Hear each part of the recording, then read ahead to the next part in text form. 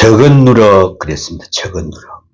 자, 우리가 주님 앞에 선다는 이 자체가 얼마나 힘든 일인지 오늘 사도 바울이 이렇게 우리에게 묻습니다. 너희들은 뭐하러 섰느냐? 무엇 때문인가? 이렇게 물어보는 장면을 볼 수가 있습니다. 주님, 우리는 이렇게 섰습니다. 여기에 앉아 있습니다.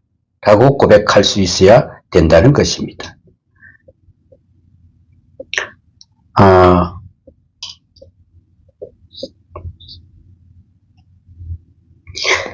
그래서 오늘도 뭐라 그럽니까?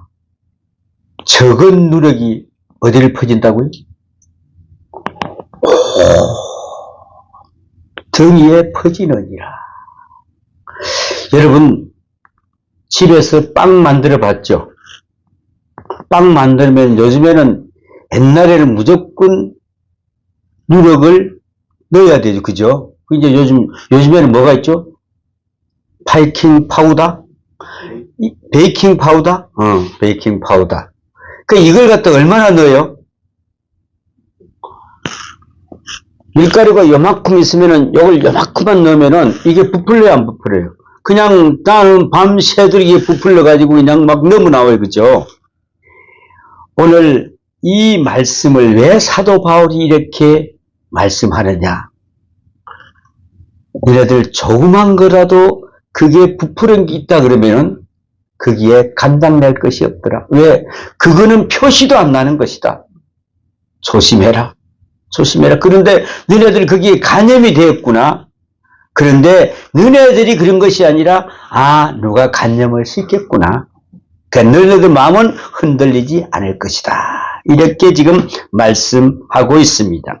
그리스도를 믿음으로 말미암아 어렵다함을 얻었다. 이 복음 중에 복음을 갈라디아서는 깨뜨려 흐르는 바로 중심 부분이 갈라디아서입니다. 바울은 이 진리를 갈라디아 전체에 걸쳐 다이나믹하게 도도하게 설명하고 있습니다. 그러므로 우리는 이 중요성을 거듭 맹심해야 됩니다. 바울이 갈라디아서를 쓰게 된 동기가 교회의 내적인 문제 때문에 고민했습니다. 그가 이 편지를 쓰면서 그토록 그 붓끝에 얼마나 힘이 기울인 것은 이 교회의 내적인 문제가 그만큼 중요하기 때문에 그랬습니다. 교회를 세워나왔는데 왜 이렇게 부패가 되고 있을까? 왜 이랬을까? 믿는 사람들의 마음속에는 시험, 우리가 신앙생활을 잘 나가다가도 도중에 잘못된 일이 있다면은 믿음으로 말미암아 어렵다함을 얻었다 하는 이 진리 때문에 떠나는 것입니다. 진리에서 떠나는 것입니다.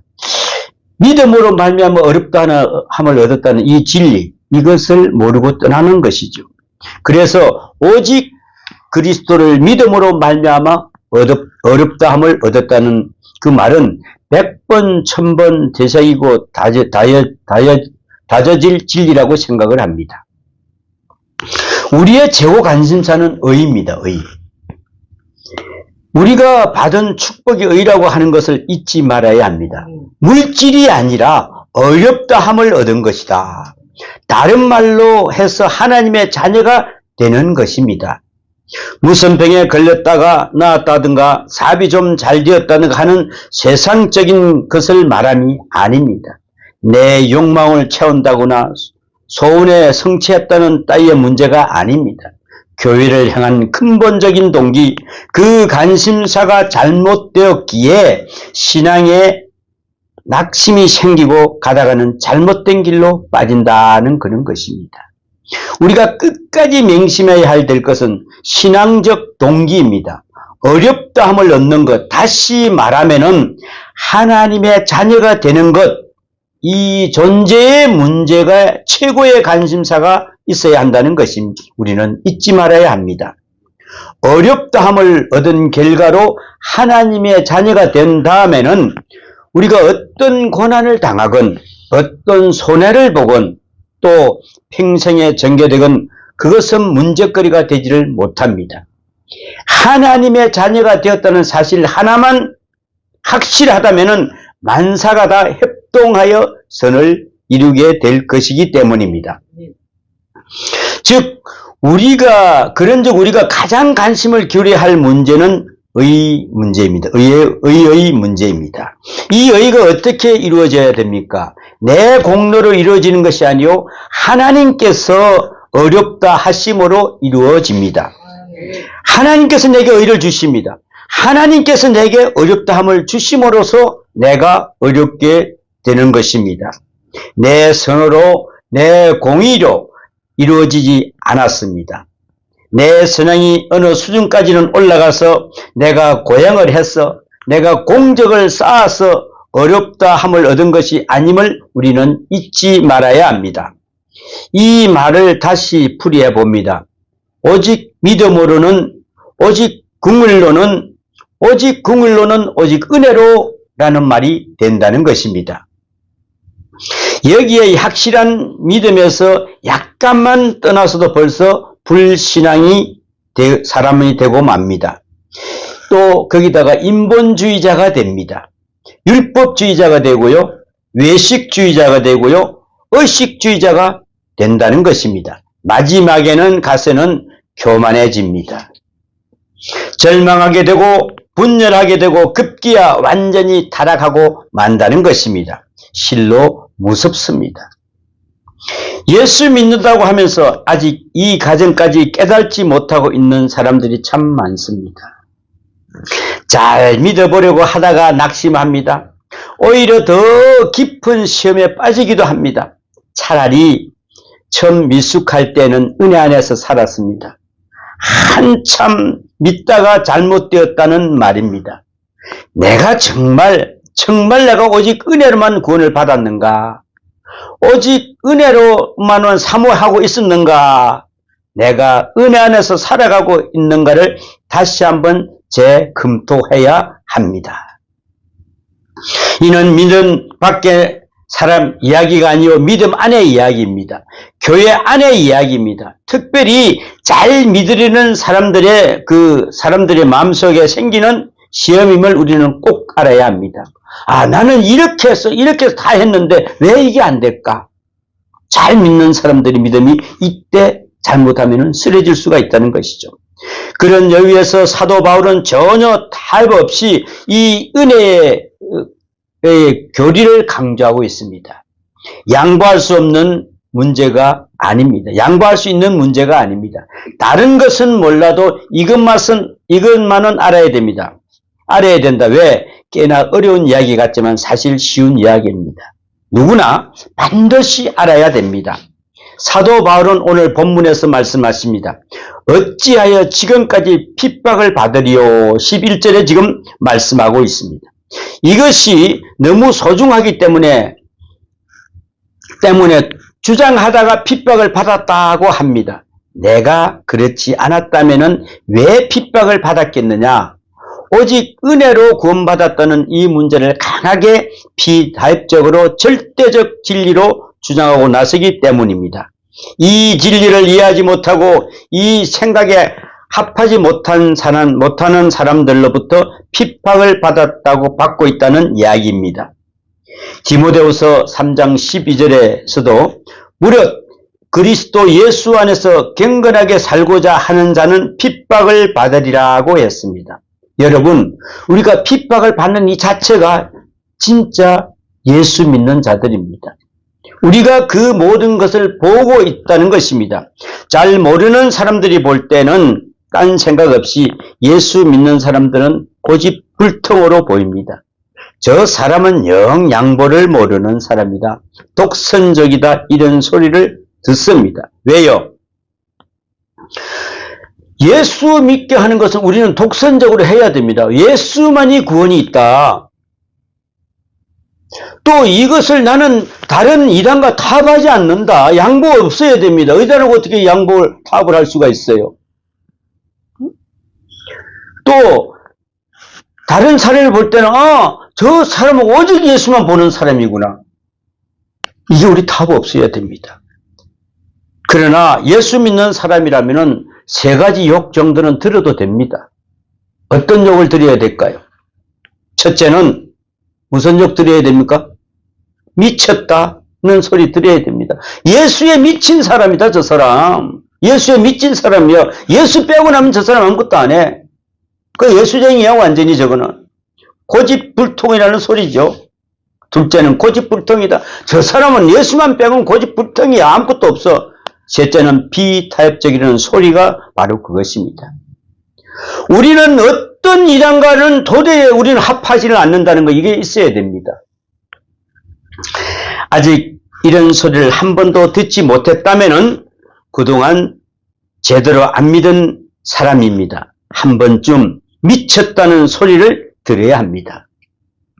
어떻게 예수를 믿기를 죽에 물 탄 듯 믿고 앉았습니까? 죽에다가 물을 타면 어떻게 되겠습니까? 아무 맛도 없어요. 그렇게 믿어서는 안 됩니다. 하기야 지금 이 자리에 앉아있는 여러분은 약간 미친 것입니다. 약간 미친 것 맞아요. 일주일 동안 그 일터에서 얼마나 시달리고 피곤한 몸으로 주일 예배 또 드려, 또 수요 예배 드려, 거기다가 또 금요 예배 드려, 새벽 기도까지 나오는 사람은 좀 더 미친 것이 된 것이죠. 좀 더 미친 자들입니다. 그죠? 게다가 전적으로 시간과 몸과 마음을 다 바친다면은 안 믿는 사람들이 볼 때는 보통으로 미친 것이 아닙니다. 그렇지 않습니까? 고집도 있습니다. 양보를 하지 않습니다. 그래서 사도 바울은 내가 왜 핍박을 받았느냐고 반문합니다. 이 진리는 양보할 수 없는 성격이 아니기에, 답할 수 없는 성격이 아니기에 내가 이렇게 핍박을 받고 있다. 그런데 너희는 아무하고나 답하고 양보하려고 하느냐, 경계의 말씀을 하고 있는 것입니다. 오늘 본문 7절에 보면은 너희가 다름질을 잘 하더니 누가 너희를 막아 진리를 순종하지 못하게 하더냐라는 말씀이 있습니다. 아주 의미 있는 말씀입니다. 갈라디아서 3장 1절의 말씀을 보겠습니다. 뭐라고 합니까? 어리석도다 갈라디아 사람들아, 예수 그리스도께서 십자가에 못 박히신 것이 너희 눈앞에서 밝혀 보이거늘 누가 너희를 깨드냐 그랬습니다. 어떻게 되어서 이 다람쥐를 중단하게 되었느냐? 잘 나가다가 도중에 왜 이렇게 문제가 생겼느냐? 누가 너희를 깨드냐? 누가 너희를 가로막더냐? 누가 너희를 실험하더냐? 이렇게 묻고 있습니다. 예수 잘 믿고 나가는데, 야, 거기 좀 한 번 안 가면 어때? 아이고, 참. 아이고, 수일 예배 한번 빠지면 어때? 여기 한번 가봐. 가로막습니다. 여기도 보면 진리가 있어. 이쪽으로 좀 가. 뭘 거기까지 가. 여기 가면은 진짜, 우리 꼭 예수 안 믿어도 돼. 잘하면 되지 뭐. 계속 유혹합니다. 누가 너희를 시험하더냐? 이렇게 묻고 있습니다. 이 말을 가만히 생각해 보십시오. 반드시 생각해 들 것이 있습니다. 사도 바울은 갈라디아 교인들의 본래성과 그 아름다운 본성에 대해서 확신을 가지고 이야기합니다. 이는 아주 중요합니다. 오늘 10절 말씀을 봅니다. 나는 너희가 아무 다른 마음을 품지 아니한 줄을 주 안에서 확신하노니. 무슨 말씀입니까? 너희들은 본래 착하기 때문에 내가 하는 말도 알아들을 뿐 아니라 잘 될 줄 믿는다는 그런 뜻입니다. 누가 너희를 깨드냐? 너희들이 본래 착하여 그럴 사람이 아니다. 누군가가 못되게 장난을 해서 그렇게 되었다는 그런 말입니다. 갈라디아 교인들은 사랑하기에 그들의 본성이 착하다는 것을 믿고 있었습니다. 누군가가 깨어서 잘못된 것이지 본래 나쁜 사람이 아니라는 것입니다. 본래 그럴 사람들이 아니라고 신뢰를 보내고 있는 것입니다. 여러분, 사랑하는 사람이 만약에 잘못을 하면은 뭐라고 생각합니까? 진짜 내가 사랑하는 사람인데 뭐가 잘못을 저질렀어요. 어떻게 이해를 합니까? 그 사람이 실수를 했구나. 그래, 실수를 했지. 그러나 사랑이 없을 때에는 잘못한 것을 처음부터 너는 그랬을 것이라고 생각합니다. 여기에는 엄청난 차이가 있습니다. 이 학술적 용어를 한번 빌려보자면 병리와 생리의 차이입니다. 본래 그렇지 않은 사람인데 지금 병이 들었다는 것입니다. 사랑의 눈으로 보는 것이지요. 원래 그런 사람 아니야. 그러나 사랑이 없을 때는 뭐라고? 저 사람은 뱃속에서부터 저렇게 나쁜 짓을 하고 나온 사람이야. 본래 나쁜 사람이었다고 본다는 것이죠. 여러분, 이런 경우가 있습니다. 참 재미있는 이야기입니다. 우리가 대화를 하면서 서로 주고받는 말 가운데 특별히 부부 싸움을 할 때에 제일 먼저 상처받게 하는 말이 뭔 줄 아세요?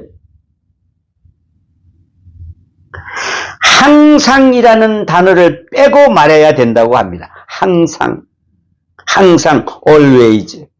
항상. 말을 빼야 사랑한다는 것입니다. 항상 당신은 그래. 항상 그래. 이것이 무슨 말인지 예를 들어보자. 자, 남편이 저녁에 늦게 들어온다고 합니다. 당신은 항상 허구한 날 밤중에 들어와. 어쩌다가 하늘라도 항상 툭 하면 화만 내고 그래. 그렇게 쏩니다. 어쩌다가 늦었다고 어쩌다가 하는 것인지 늘 그런 것은 아니지 않습니까? 그죠? 그러면 어떻게 말을 해야 될까요? 매일처럼 늦게 들어오는 사람일지라도 당신 오늘 무슨 일이 있어서 늦었습니까? 라고 물어야 된다는 것입니다. 오늘 처음 있는 일이 있는 것처럼 본래 늦게 들어올 사람이 아닌데 부득이해서 늦을 수밖에 없었던 것처럼 돼야 한다는 것입니다. 이 사람은 일이 있건 없건 늦는다. 뱃속에 붙으라고 할 수 없다. 본성이 못된 사람이다. 심지어는 역마살이 끼어서 싸돌아다닌다 한다는 것이죠. 아예 일찍 들어기 못하는 사람이라는 이런 마음으로 대해서는 안 된다는 것입니다. 저놈의 인간은 역마살이 끼어서 맨날 돌아다녀야 돼. 이러면 이게 볼장 다 보는 것입니다. 또 더구나 거기다가 또 자기 아이들이 잘못한 한술 더 뜹니다. 제 아버지가 그랬더니 자식도 그랬느니라 부전자전이라고 했다면은 이미 끝난 것이나 다름없다는 것입니다. 또 남편에게 아내에게 말할 때도 그렇습니다. 아내가 뭐 좀 잘못했을 때 어떤 소리 한마디 합니다. 뭐라고 할 거예요? 남편이 할 때는 당신 친정 어머니가 그렇더니 당신도 그렇구만. 자, 이것은 정말 못 고칠 병입니다. 아주 고약한 버릇입니다. 그거 나오면은 이거 끝이잖아요. 당신은 본래 그런 사람이 아닌데 어쩌다가 이런 실수를 했구나. 누구 나쁜 사람한테 깸을 받았는 것보다 이렇게 봐줘야 하는 것입니다. 이렇게 하세요. 앞으로는 그래 당신 실수를 했어. 누가 게임에 빠졌구나. 아이고 당신은 정말 근본이 착한 사람이야. 이렇게 해야 된다는 것입니다. 혹시 어린아이가 잘못한 경우도 마찬가지입니다. 내가 내 아이를 책망할 수도 있지만은 이웃 사람이 와서 내 아이를 잘못을 지적합니다. 이럴 때 뭐라고 하시겠습니까? 본래 이 아이는 나쁜 아이예요. 이렇게 이야기할 수 있겠어요? 안 합니다. 본래 이 아이는 착한 아이인데 친구를 잘못 사귀어서 그래요. 정말 죄송합니다. 이렇게 말하고 싶은 것이죠. 이것이 바로 사랑입니다, 여러분. 그 본래성을 아름답게 보이려고 합니다. 나쁘게 보이려고 생각은 조금도 없습니다. 갈라디아 사람들은 지금 신앙이 희청희청합니다. 흔들립니다. 그렇지만 사도 바울은 본문에서 분명히 말씀합니다. 나는 너희가 아무 다른 마음도 품지 아니할 줄을 주 안에서 확신하노라. 여러분이 지금 흔들리고 있지만 사도 바울이 볼 때는 아니야. 너희들은 예수 똑바로 믿고 있어. 흔들리지 않을 사람들이야. 잠시 깸을 받은 것이요 잠시 실수한 것이다. 본래 그렇지 않을 뿐더러 앞으로도 그러지 않을 것이다. 나는 그것을 믿는다. 이것이 신앙하는 자의 자세입니다. 예수 믿는 사람들은 누구부터 의심부터 해요. 뭐가 없어지면은 이거 누가 가져갔지? 이거 왜 없어졌지? 내가 실수한 걸 생각해야 됩니다. 아, 내가 뭐가 잘못 났구나. 어디가 잘못됐구나. 이렇게 해야 되는데 남부터 의심합니다. 남 의심하지 마십시오. 그때 내가 먹고 남은 게 내가 있다 그랬죠. 그걸 갖다가 누굴 의심하겠어. 야, 이거 내가 어디 잘못 나고 큰일 났다. 이거 어떡하니. 그래가지고 저 뒤를 다 찾아왔어. 야, 이거 어떡하지? 왜? 또 그릇은 줘야 될 거 아니요. 이 그릇 이제 뭐 이 보통 큰 게 아니요. 아, 내가 여기서 잘못 났구나. 이것뿐이 할 게 없는 거예요. 누구 의심하지 마십시오. 교육적으로나 목회적으로나 혹은 사회적으로 매우 중요한 이야기입니다. 여러분, 어떤 대화에서도 상대방의 본성을 나쁘게 속단해서는 안 됩니다. 사람은 누구나 착합니다. 사실 알고 보면은 나쁜 사람은 몇 안 돼요. 무엇인가 게임에 빠진 것입니다. 어딘가 잘못되어서 그렇습니다. 무엇인가 잘못되었습니다. 어디선가 잘못되었기에 시작하여 오해가 생긴 것입니다. 그랬던 게임에 빠져서 실수했다는 말입니다. 불쌍하지 않습니까? 여러분, 그럴 때는 그분들을 불쌍히 여기십시오. 아, 저분이 진짜 착한데 누구 게임에 빠졌구나. 정말 불쌍하다. 본래적으로는 나쁘다고 하면은 구제불능이 되어버립니다. 더는 기대할 것이 없다고 싸잡아 심판해버리는 꼴이 되는 것입니다. 누가복음 13장 10절에서 17절에 보면은 예수님께서 귀신 들려 꼬부러져 있는 여인을 치료하면서 말씀합니다. 18년 동안 사단에게 매인받은 누구 딸이라고 합니까? 야, 그걸 갖다가 너는 귀신의 원래 그런 이런 거 아니고 이 아브라함의 딸이라고 말씀합니다, 여러분. 지금 사단에 매여 있을 뿐 아니라 있을 뿐이지 본래 이 사람은 아름다운 아브라함의 딸이라고 보고 계십니다. 얼마나 놀라운 일입니까, 여러분. 귀신 들려서 보기도 흉한 이 여인을 아브라함의 딸이라고 인정하시는 예수님을 한번 보십시오. 그랬을 때 그 여인은 치유가 되고 다시 살아나는 것을 볼 수가 있지 않습니까? 예수님도 이렇게 말씀하는데 우리는 싸잡아 그럼 나쁜 놈! 처음부터 그랬을 것이다. 이렇게 왜 하신다는 것입니까? 이제 사도 바울은 누력을 예를 들어 이야기를 시작합니다. 아주 적절한 소재를 선택했다고 생각이 됩니다. 이스라엘 사람들은 빵을 먹고 살기 때문에 빵에는 의뢰 누력이 들어갑니다. 지금 우리가 먹고 있는 빵도 알고 보면 전부 누력이 들어가 있습니다. 누력 없는 빵은 하나도 없습니다. 다 누력을 발효시킨 것입니다. 발효를 많이 시킬수록 몸에 좋고 좋은 빵입니다. 아무튼 이스라엘 사람들은 매일 누력을 먹고 삽니다. 요즘처럼 빵 공장에서 대량으로 만들어내는 빵이 아니라 주부들이 그냥 하루 종일 매일 손수 만들어내는 그런 빵입니다. 빵을 만들 때마다 밀가루에 누력을 넣고 발효를 시킵니다. 때문에 이스라엘 사람들에게는 누력은 매일같이 경험하는 것이요 또 보는 것입니다. 한마디로 말해서 일반적이요 보편적이요 항상 하는 것입니다. 단 하루도 누력을 접하지 않는 날이 없습니다. 그러므로 이 소재는 가장 좋은 소재가 된 것입니다. 본문에 있는 누력 이야기의 깊은 뜻은 이렇습니다. 갈라디아 사람들은 원래도 착하고 앞으로 착한 줄로 믿는 사람들인데 어디선가 못된 것이 들어와서 이 장난을 쳤구나 하는 그런 이야기입니다. 밖에서부터 무엇인가 잘못된 것이 들어왔다고 이 상황을 보고 있습니다. 누군가가 못된 사람이 들어왔다. 밖에서부터 from outside라고 말합니다. 이 점을 우리가 다시 되돌아보아야 합니다. 사도 바울이 누력 이야기를 꺼낸 것도 다름이 아닙니다. 전혀 뿌리가 다른 본질적으로 다른 본격적으로 다른 그 무엇이 밖에서부터 교회 안으로 들어왔다는 것을 말하고자 하는 것입니다. 어찌 생각해보면 비슷해 보이기도 하고 더 아름다워 보이지만은 사실은 근본으로 뿌리가 다릅니다. 종자가 다르다 이것입니다. 여러분 요즘 이단들이 바로 그런 모습으로 들어옵니다. 너무나 아름답습니다. 너무나 섹시합니다. 봐서 앉아서 모든 걸 다 해줍니다. 얼마나 좋습니까? 담임 목사 입장으로서는 와, 그 사람들 와서 해준다 얼마나 감사합니까? 이게 다른 종자라는 걸 모른다는 것이죠. 단적으로 말해서 이것은 아주 마귀적인 것입니다. 밖에서부터 떡하니 들어와 있는 그것이 그만 홀려버리는 것이죠. 잠깐 여기에 빠졌다고 상황을 판단하고 있습니다. 그래서 누룩에 비유하는 것입니다. 너희는 나쁘지 않은데 밖에서 들어온 나쁜 사상에 잠깐 미혹되었다. 어떻습니까? 어떠한 사람을 대하든지 어떠한 행편에 처하든지 이러한 시각으로 상황을 볼 줄 알아야 합니다. 잠깐 좀 실수한 것이다. 그 다음에 생각해야 할 것은 누룩은 소량이라도 점점 퍼지는 성질을 가졌다는 사실입니다. 누룩은 적은 것에서부터 점점 부풀어 나는데 문제가 있습니다.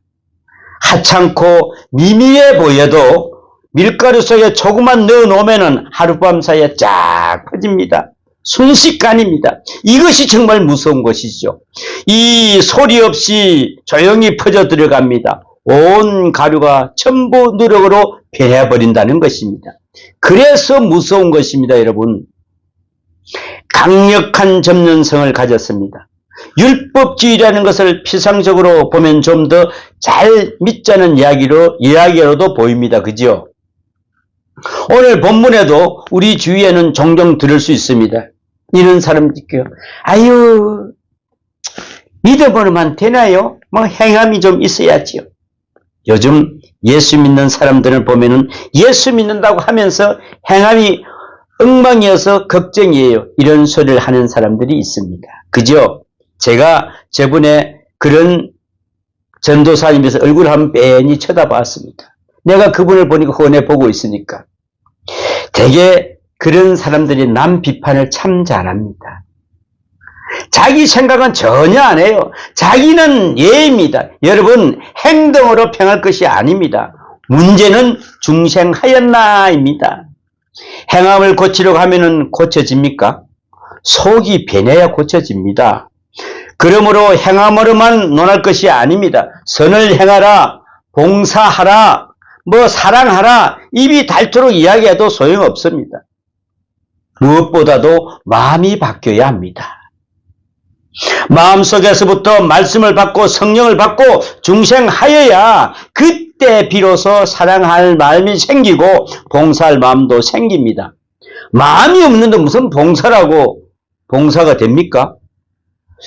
언젠가 제가 그 차를 타고 고속도로 가보면 경부 고속도로 빠지다 보면은 이제는 기도할 수 있는데 왜 걱정거심하십니까? 가끔 그렇게 바꿔놓습니다.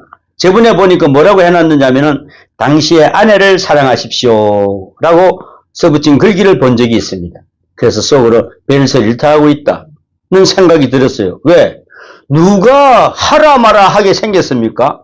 중요한 것은 마음입니다. 그죠? 그 마음이 생기지 않아서 걱정이지요. 그런데 근본은 바로 여기에 있습니다. 마음부터 저절로 사랑이 우러나와야 한다는 것입니다. 마음에 사랑이 없는데 그 아무리 사랑한다 소리하면 뭐하나? 한 번 더 은혜를 생각해야 합니다. 행함을 생각하다가는 자칫 율법주의에 빠지기 쉽습니다. 행함이 어쩌고 저쩌고 합니다마는 행함에 대한 판단은 하나님이 하십니다. 겉으로 보기에는 이것도 그럴듯하고 저것도 그럴듯합니다. 그러나 그 속은 아무도 모릅니다. 겉으로 보기에는 어려운 것 같으나 그 동기가 불순할 수 있습니다. 반면 겉으로는 보기에는 실수하는 것 같으나 그 깊은 내면에는 남다른 어려움이 있을 수 있다는 것입니다. 오직 하나님만이 아십니다. 그러기 때문에 형식적이고 외식적인 것만 보고서는 선하다 악하다고 판단하지를 못한다는 것이죠. 그렇게 비평할 수 없는 문제입니다. 어느 사이에 율법주의에 기울이면서 더 잘 믿자, 봉사하자, 선행을 하고자 하게 된다는 것입니다. 그러나 결국 선행만 남게 되고 하나님의 은혜와 믿음은 온데간데 없어져 버린다는 것이죠. 믿음으로 말미암아 어렵다함을 얻었다는 하는 소중한 교리마저 잊어버리고 말 수가 있습니다. 정말 무서운 일이 아닙니까? 우리가 은혜의 시각에서 보면은 모든 일에 은혜 안에서 주도됨을 알 수가 있습니다. 선행도 은혜요, 봉사하는 것도 은혜요, 사랑의 기회가 있는 것도 은혜요, 사랑할 마음이 생기는 것도 은혜요, 줄 수 있는 여유가 있는 것도 은혜입니다. 여러분, 은혜로 보게 되면 선행을 하겠다고 하여 내세울 것이 하나도 없습니다. 역시 은혜일 뿐이기 때문에 그렇습니다.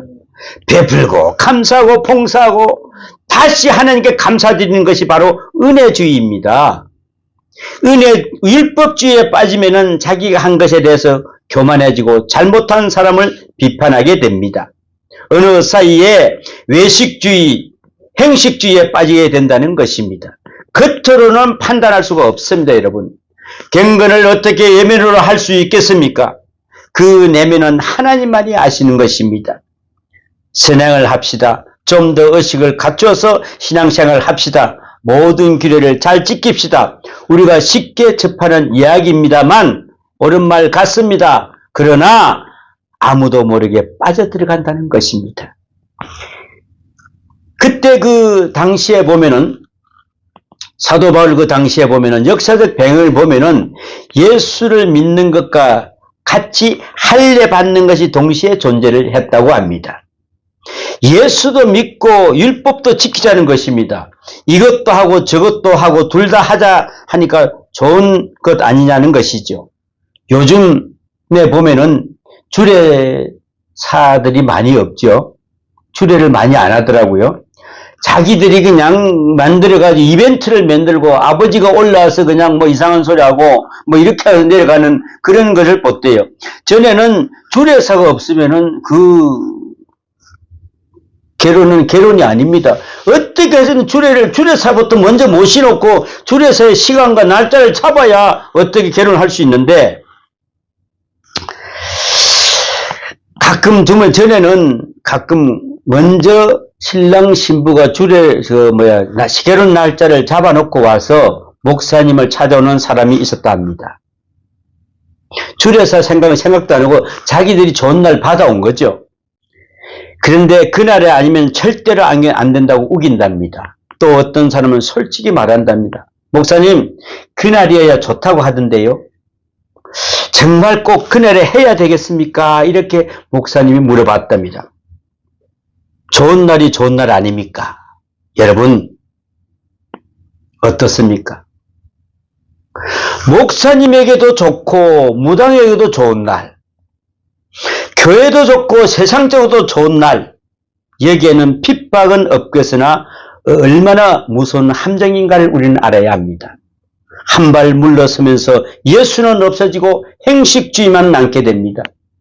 그냥 목사님한테 주례 받았으니까 좋은 날 했으니까 무당이 좋은 날이라 해서 얼마나 좋냐, 이렇게 행식주의에 빠져들어가 버린다는 것이죠. 여러분, 정말 조심해야 됩니다. 누리의 전연성이 바로 여기에 있습니다. 아주 작은 데서부터 시작하여 자꾸 퍼져나갑니다. 온 뭉치에 소리 없이 전염이 됩니다. 아시다시피 좋은 종자는 갖고도 힘들고 갖고도 잘 자라지를 않습니다. 나쁜 종자는요, 심지 않아도 잘 생기고 잘 가꾸지도 않아도 잘 자랍니다. 참으로 이상하지 않습니까? 잡초는 심지도 않고 가꾸지도 않고 거름을 안 줘도 잘 번식합니다. 나쁜 습관도 마찬가지입니다. 고치려고 애를 써봐도 어쩌다 불직간에 툭툭 튀어나와 버려요. 운동을 한번 해보자고요.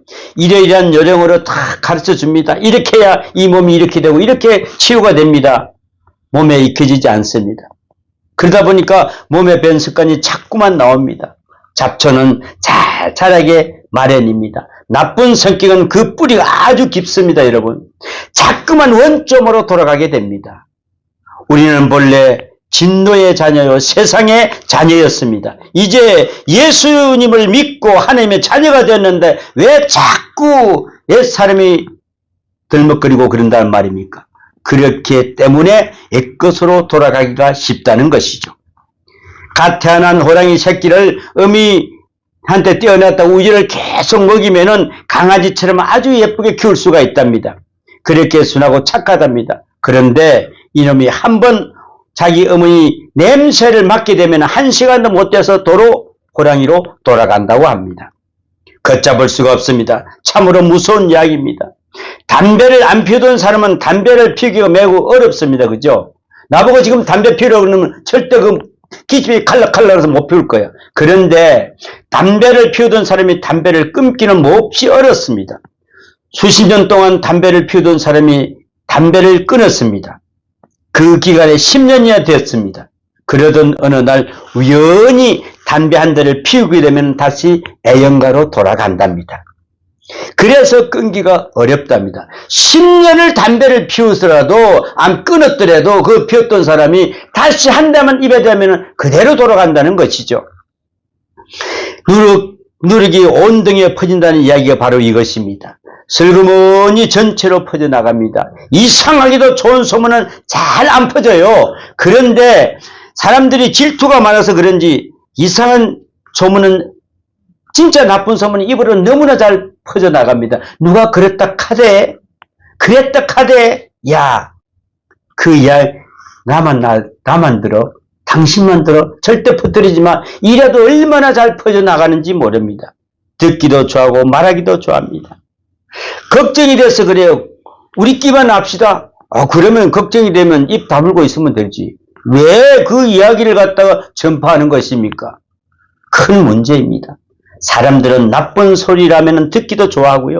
전달하기도 얼마나 좋아하는지 모릅니다. 이러한 맥락에서 사도 바울은 누룩과 같이 쫙 퍼져나가는 현상을 경계하고 있습니다. 절대로 안 된다는 것입니다. 결론적으로 사도 바울은 이렇게 말합니다. 너희를 어지럽게 하는 자들은 스스로 베어버리기를 원하노라. 12절에 말씀합니다. 여러분, 스스로 베어버리려고 합니다. 누가 베어버리느냐? 문제를 일으킨 자 스스로 베어버리라. 어지럽게 한 장본인을 베어버리라고 말씀하십니다. 중요한 말씀입니다. 아예 그로부터 관련을 끊으라는 것입니다. 용서가 없습니다.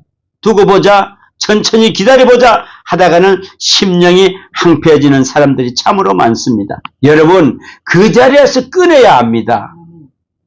손해는 자기가 봅니다. 마지막에는 기도마저 못하게 되고 신앙생활을 할 수 있게 됩니다. 함정에 깊이 빠져들어가 꼼짝달싹을 할 수 없게 됩니다. 그래서 누력을 베어버리라는 것입니다. 이만큼 썩었으면 이만큼 베어내야 합니다. 아무리 아깝더라도 잘라버려야지 그대로 방치돼서는 안 됩니다. 여러분, 상식적인 이야기가 있습니다. 우리의 신체 가운데 예를 들어서 썩어가면은 잘라야지 그걸 그대로 놔둘 수 있습니까? 간이 썩어 들어가는데 간을 좀 더 놔두면 이따 나중에 잘라버리고 없애야 됩니다. 당뇨로 손이 썩어 들어가는데 그 손을 놔둘 수 있습니까? 발이 썩어 발을 놔둘 수 있습니까? 내 생명이 위독한데 잘라내야 한다는 것입니다. 아픔이 있죠. 고통이 있죠. 괴롭더라도 잘라버려야 한다는 것입니다. 여러분, 이 점을 깊이 생각해야 됩니다. 어지럽게 한 본인들이 스스로 자르라. 만약에 본인들이 스스로 잘라내지 못한다면 하나님께서 손주 자르십니다. 이때는 굉장한 아픔이 따릅니다. 그러므로 스스로 잘라내야 합니다. 요한일서 1장 10절에 보면은 이단에 대해서 이렇게 말씀하고 있습니다. 누구든지 이 교훈을 가지지 않고 너희에게 나아가거든 그를 집에 들이지도 말고 인사도 하지 말라 그랬습니다. 잘못된 사람인 줄 알면서 누룩과 같던 사람인 줄 알면서 괜히 인사하다가 자신도 빠져든다는 것입니다. 이렇게 당하는 사람이 어지간히 많습니다. 인정이 너무 많고 박애주의자가 되어서 마귀까지 사랑하고 있는 사람이 있습니다. 여러분, 그러면은 마귀 덩어리에 빠집니다. 아무도 사랑하면 되는 줄 압니다. 그렇지가 않습니다. 스스로 베어버려야 한다는 것입니다. 너희를 요동케 하는 자는 누구든지 심판을 받으리라고 오늘 10절에 말씀하고 있습니다. 강하게 말씀하고 있습니다. 심판을 받으리라. 만일에 저들과 가까이 했다가는 저들의 심판을 때에 나도 함께 심판을 받을 것이니 미리 관련을 끊으라는 그런 말씀입니다. 그리고 본래에 지녔던 그 순수성과 깨끗한 믿음을 지키라. 처음에 가졌던 오직 은혜, 오직 믿음을 끝까지 지키라. 이것이 바로 사도 바울의 당부입니다. 오늘도 이 누룩이 있다는 것을 잊지 마십시오. 누룩에 감염된 부분은 단호히 베어버리고 순수하고 깨끗한 무교병으로 그로서의 하나님 앞에 바로 설 수 있는 여러분이 되시기를 축원합니다. 기도합니다. 아버지 하나님, 오직 은혜, 오직 믿음으로 끝까지 지키라는 사도 바울의 당부입니다. 오늘도 이 누룩이 있다는 것을 잊지 마십시오. 누룩에 감염된 부분을 단호히 표현할 수 있는 순수하고 깨끗한 그런 삶이 되기를 도와주시옵소서. 우리는 그랬습니다. 심판을 받으리라. 만일 저들과 가까이 하지 마라 하였사오니 이제 주님 은혜 가운데서 주님께서 우리를 붙들어 주시옵소서. 무교병으로 하나님을 앞에 바로 서는 복된 삶이 되게 도와주시고 지켜주시옵소서. 이 모든 말씀 우리 주 예수님 이름으로 기도하옵나이다. 아멘.